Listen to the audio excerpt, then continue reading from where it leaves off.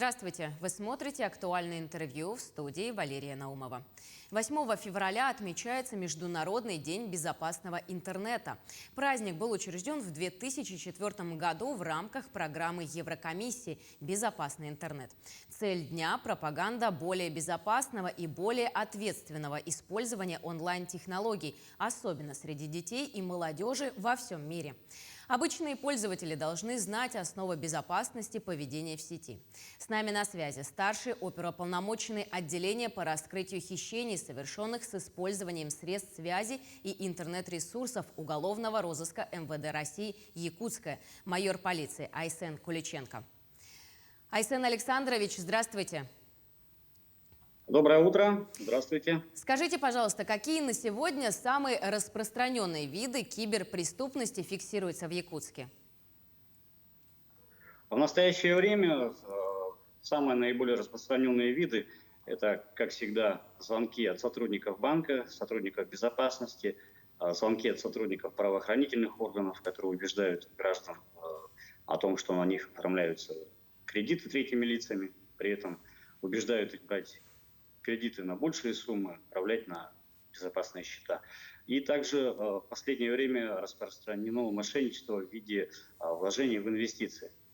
И интернет-мошенничество – это у нас сервисы по продаже, покупке ценных товаров на интернет-площадках. А какими видами преступлений занимается ваш отдел? Все перечисленные преступления входят в нашу компетенцию. Если простым языком объяснять, это телефонные звонки и интернет-мошенничество на интернет-площадках путем приобретения биткоинов, вложений в инвестиции и интернет-площадки по продаже покупки товаров. Сколько жертв в сфере информационных технологий из числа жителей Якутска регистрируется ежегодно? Какова в целом динамика статистики? Динамика такова, что в прошлом году у нас было зарегистрировано 1642 обращения граждан данной категории преступлений. Если сравнивать с аналогичным периодом 2020 года, то это было 1308 преступлений. Ежесуточно в отделы полиции по городу Якутску поступает около 4-5 заявлений о совершенных преступлениях именно в этой сфере информационных технологий. Лжеинвестирование – это на сегодня один из самых популярных способов мошенничества в сети. В чем причина роста таких преступлений? Ну, если простым языком объяснять, то граждан вводят в заблуждение тем, что обещают им большие дивиденды, большие доходы. И, как говорится, если бы это было все на самом деле, то, наверное, бы наше актуальное интервью сегодня не состоялось бы, и как все мы были бы миллионерами, жили как в сказке. А можете привести статистику за последний, может быть, месяц, потому что СМИ регулярно публикуют такие информации, что люди миллионами просто денег дарят мошенникам. За последний месяц было зарегистрировано около 12 сообщений именно о вложениях в инвестиции. Самое распространенное – это люди находили на интернет-площадках объявления о вложении инвестиций денежных средств в «Газпромбанк» и в банке Российской Федерации. При этом брали кредиты, мошенники убеждали их вложить сначала маленькие суммы, начиная с 10 до 20 тысяч рублей, и дальше продолжалось больше. И когда люди понимали, что никакие инвестиции они не влаживаются, с ними прекращалась связь. А как вы думаете, какая причина того, что люди обманываются мошенниками? Ведь когда они приходят писать заявление, они что-то вам говорят про это? Проводится профилактика по данным видам преступления. Было обращение женщины, которая вложилась в инвестиции, около 1 100 000. Она видела выступления по телевидению, видела листовки, распространяемые службой общественной безопасности. Но, к сожалению, подумала, что с ней это не произойдет.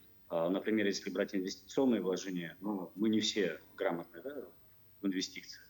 Как работает вообще эта схема, в какие инвестиции можно вкладываться. И при этом хотелось бы посоветовать, если вы все-таки хотите инвестировать в какие-то компании, вам прежде всего стоит обратиться в банк. Айсен Александрович, расскажите, пожалуйста, какую профилактику полиция Якутска, в частности, ваш отдел, проводит с жителями города? Это информационная работа с гражданами, с потерпевшими, обратившимися не только по данному виду преступлений. Это распространение листовок, это работа, тесная работа с мэрией города Якутска, где создан штаб именно по данному вопросу. Работа с управляющими компаниями, с организациями, где мы проводим рабочие встречи с рабочими коллективами, силами других некоторых организаций, например, управляющих компаний, распространяются листовки, размещаются информационные материалы о том, как не стать жертвой мошенников. А расскажите, пожалуйста, вы проводите работу со взрослым населением. А как вы видите работу, например, с детьми или подростками? Мы тесно работаем с преподавательским составом школ, институтов, то есть проводим рабочие встречи, на которых доводим до них профилактическую информацию с последующей уже более простой передачей для школьников, для студентов. Ввиду того, что ну, как бы дети-то не все совсем понимают, поэтому проще педагогу довести, чем нам. Какими наиболее распространенными схемами обмана пользуются мошенники? Но в настоящее время остается самая распространенная схема – это все-таки звонок от представителя банка, безопасности в том числе, представителя безопасности банка, который переводит телефонный звонок на энного сотрудника силовых структур, МВД, Федеральной службы безопасности, прокуратуры. И дальше идет убеждение гражданина о том, что проводится какая-то энная операция по поимке преступников. Доходит до того, что если гражданин начинает сомневаться в этом, то его начинают убеждать, что он становится соучастником данного преступления. Поэтому хотелось бы сказать, что сотрудники безопасности банка звонить вам не будут, и вообще любой сотрудник банка вам не позвонит. В любом случае вам позвонят только для того, чтобы предложить вам кредит. И также используется услуга подмены номера, то есть вам могут позвонить с дежурной части МВД при Республике Саха-Якутия, с управления по городу Якутску, представиться там следователем, оперуполномоченным.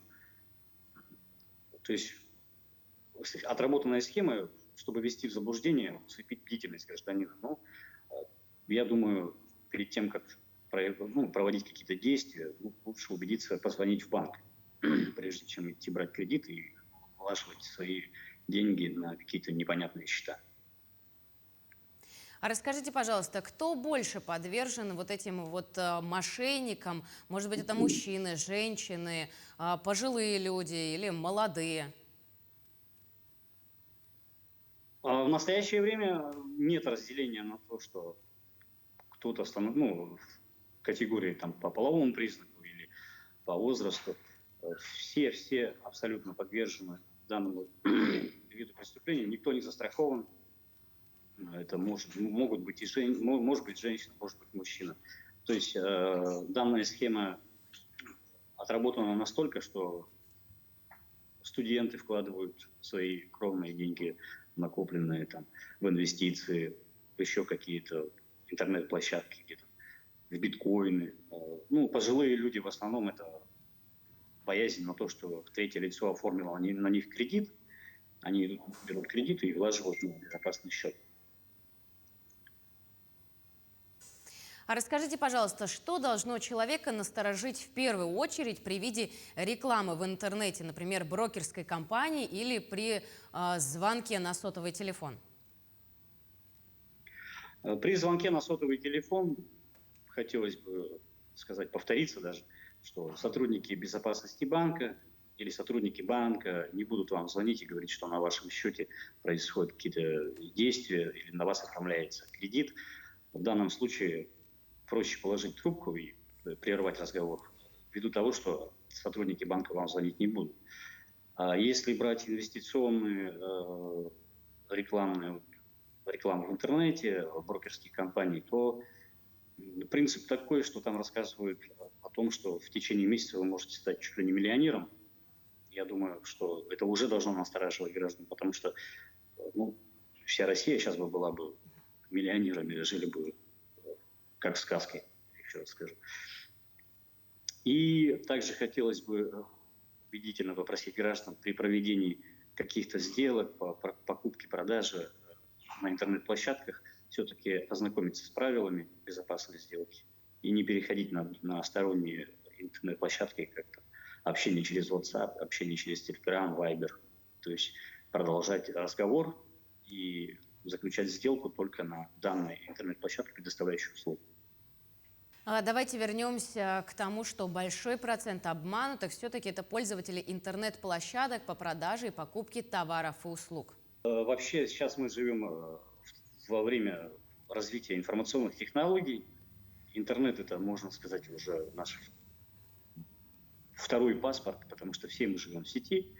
То есть мошеннику не составляет никакого труда просто ввести фамилию, имя, отчество и, в принципе, узнать о нас практически все. Даже по тем же выложенным постам в Инстаграме он уже знает, что с данным гражданином можно провести работу.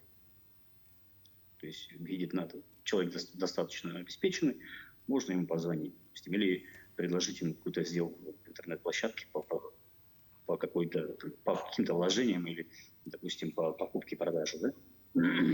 А тут стоит учитывать то, что все-таки как на самих интернет-площадках, представляющих такую услугу, как продажа, есть условия безопасной сделки, и в последнее время, не в последнее время, а на них размещена информация именно о том, как не стать жертвой мошенников. Я думаю, сначала гражданам нужно ознакомиться с этим, и после этого уже проводить какие-то действия. Ну и дополнить это можно тем, что в любом случае вы не должны сообщать никому номер своей карты, ВИН-код карты, пароли, которые приходят к вам на СМС. Если у вас начинают просить код, пришедший с СМС, ВИН-карты или номер карты, номер счета, то это уже должно настораживать гражданина. И лучше прекратить разговор с данным гражданином, написать, например, в чат вот этой площадки, что данный гражданин пытается провести какие-то непонятные действия. Спасибо вам большое, Эсен Александрович, за подробные ответы на наши вопросы. Ну а я напомню, что вы смотрели актуальное интервью, и сегодня с нами на связи был старший оперуполномоченный отделения по раскрытию хищений, совершенных с использованием средств связи и интернет-ресурсов уголовного розыска МВД России Якутская, майор полиции Айсен Куличенко. До новых встреч в эфире.